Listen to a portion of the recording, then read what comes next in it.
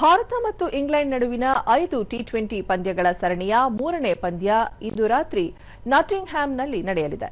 ಭಾರತೀಯ ಕಾಲಮಾನ ರಾತ್ರಿ 10 ಗಂಟೆಗೆ ಪಂದ್ಯ ಆರಂಭವಾಗಲಿದ್ದು, ಇಂದಿನ ಪಂದ್ಯದಲ್ಲಿ ಗೆಲುವು ಸಾಧಿಸುವ ಮೂಲಕ ಸರಣಿ ಸಮಬಲ ಮಾಡಿಕೊಳ್ಳುವತ್ತ ಭಾರತ ಚಿತ್ತ ಹರಿಸಿದೆ.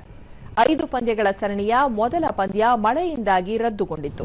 ಎರಡನೇ ಪಂದ್ಯದಲ್ಲಿ ಇಂಗ್ಲೆಂಡ್ ಜಯಗಳಿಸಿತ್ತು. ಹೀಗಾಗಿ ಮೂರನೇ ಪಂದ್ಯದಲ್ಲಿ ಭಾರತ ಗೆಲುವು ಸಾಧಿಸುವ ಮೂಲಕ ಸರಣಿಯನ್ನು ಸಮಬಲ ಮಾಡಿಕೊಳ್ಳುವ ಉತ್ಸಾಹದಲ್ಲಿದೆ.